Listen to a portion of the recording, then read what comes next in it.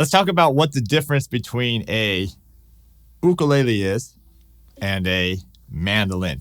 Do you know the differences? You can see some of the differences. Why don't you leave those comments below? But as we're going through this video, I need your help as well. Just your thoughts, and also just which one do you like the sound of? I got a 4-string high G concert ukulele, and then I got a typical 8-string mandolin. Are you ready? Let's see the comparison.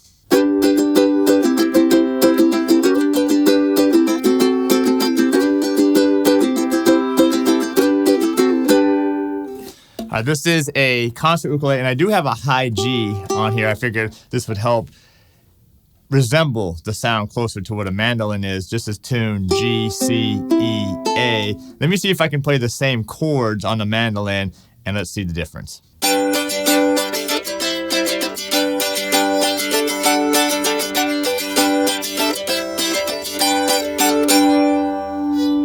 All right, so there's a mandolin. You can probably hear a big difference right there.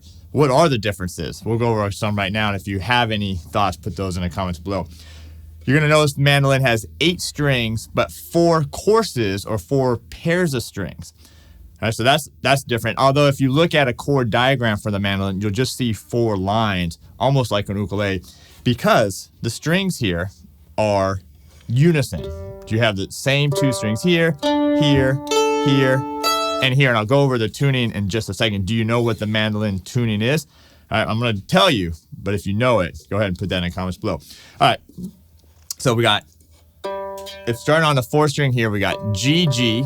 Those are unison, those are wound strings. You got D, D here on the 3rd string. 2nd string, you got A, A, and then the 1st string you have E, E. So you'll notice the 4th string and the 3rd string are all wound, and then the 2nd and the 1st string are unwound. And these are also metal strings. So it's different than the ukulele, which has the fluorocarbon strings. What do you think of this right here? Let me do some more playing, and then we'll get back to the differences.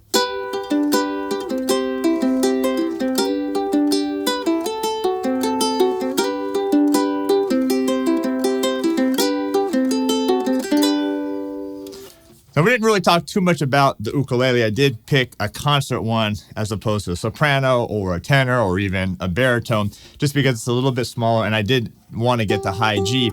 But these have fluorocarbon strings on them, so unlike metal, so the fluorocarbon is going to sound a little warmer, a little softer sounding. Those metal strings on the mandolin are going to really cut through, and the tuning is different. So even though I'm playing the same chords, which is G, C, G, and D7, I'm doing the same thing on both instruments. They sound completely different. And then again, the tuning, G, high G, C, E, A. Going through tunings a lot makes a big difference. All right, in your brain, you got to get them all right. All right, so that's the ukulele. Let me grab the mandolin.